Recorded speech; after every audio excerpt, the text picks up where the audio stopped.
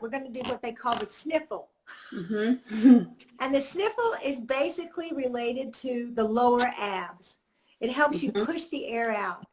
And so, first of all, let's just do the sniff where they learn how to sniff and push out, and then we'll do the sniff and hold. Ooh, okay.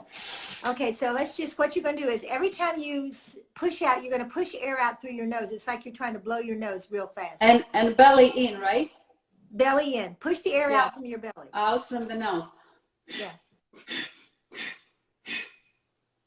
Yes. Okay, do one more. And hold, right? Yeah, well, what we're going to, I just want to learn how to do the sniff. Oh, okay, okay.